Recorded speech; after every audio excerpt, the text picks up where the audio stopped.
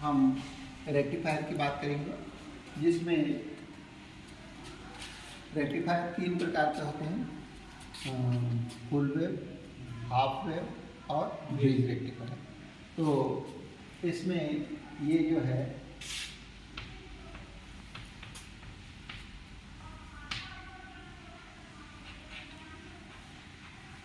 Half wave, दूसरा ये वाला है ये फुल वेव। ये वीडियो आप लोगों के सुविधा के लिए छोटा बने करके हम ये इसको पहले से ही तैयार कर देते हैं, ताकि इसके जितनी देर में बनाने का है उतना समय बर्बाद ना हो, आपका कीमती समय। ठीक है। और ये है ब्रिज रेक्टिफायर।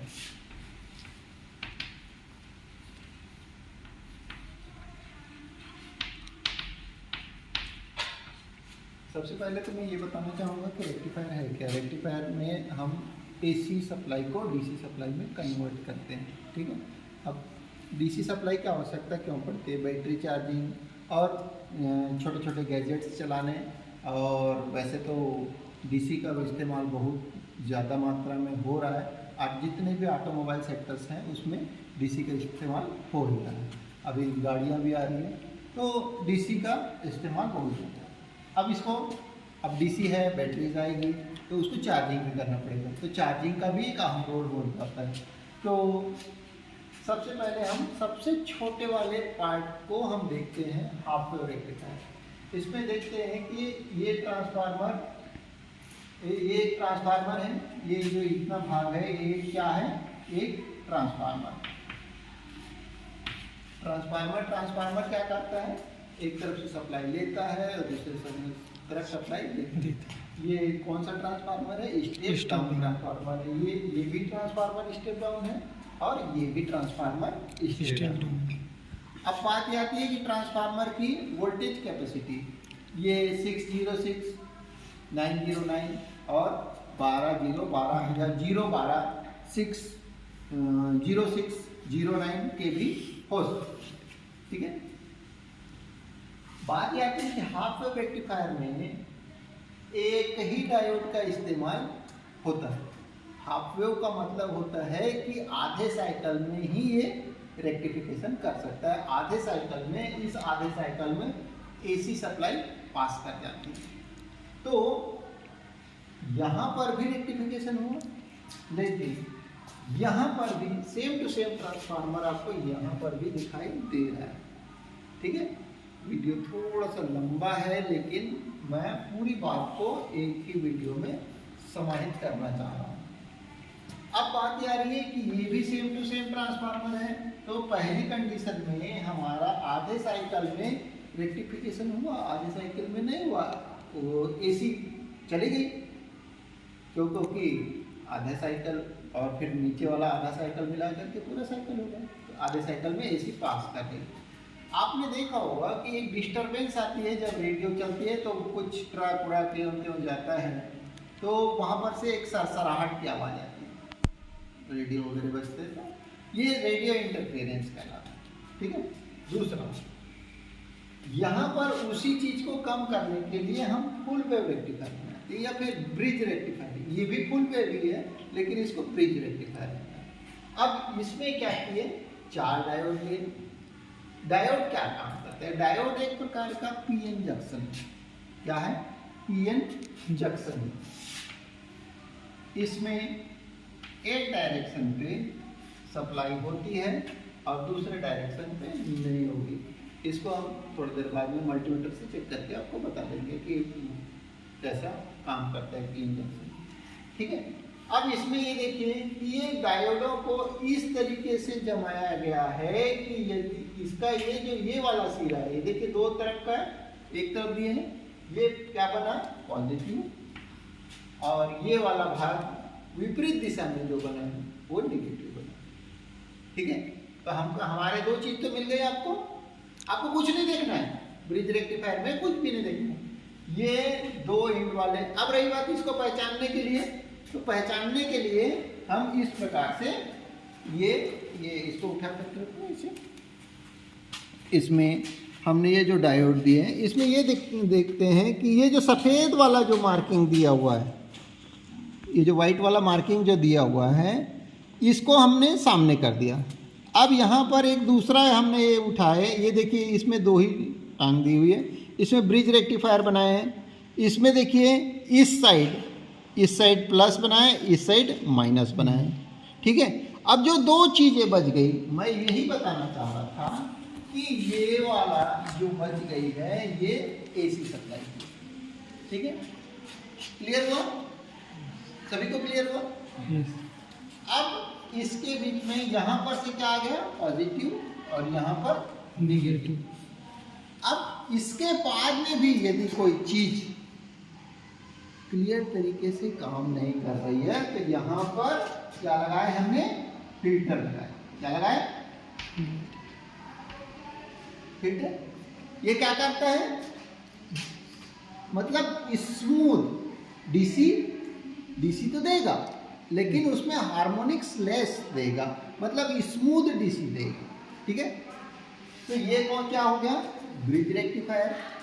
और ये क्या हो गया? Half wave rectifier.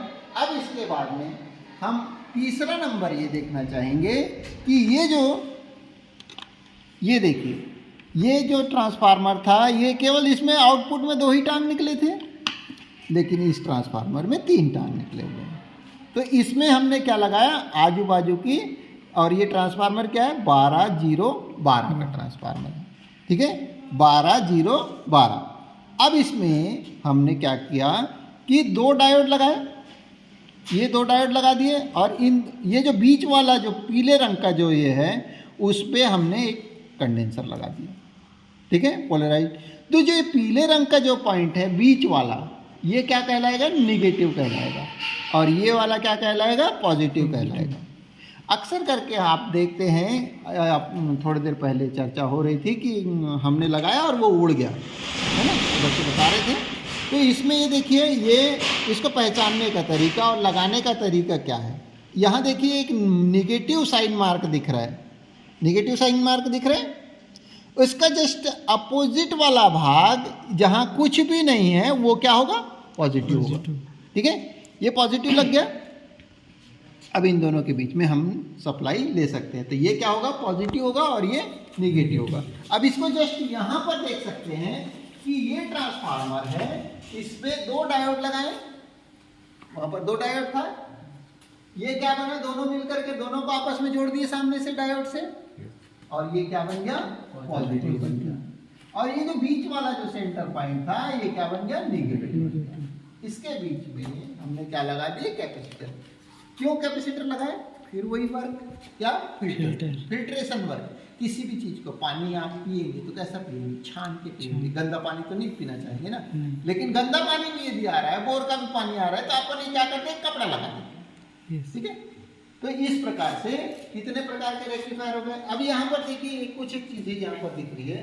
Bridge rectifier 12-0-12, इसका मतलब क्या हुआ? 12 पर एक टर्मिनल है, 0 पर एक है और 12 पर एक है।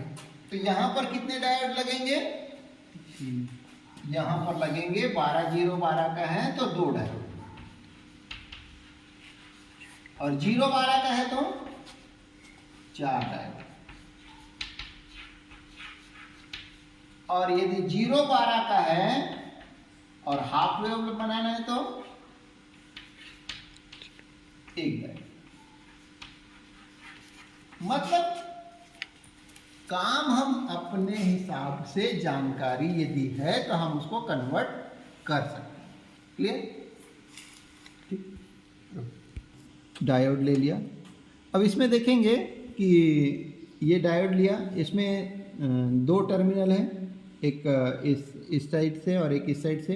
अब ये कैसे पता चलेगा कि ये सही है कि नहीं? तो ये 1 डायरेक्शनली मतलब हमको एक एक्शन देगा, 1 डायरेक्शन में देगा, ठीक है।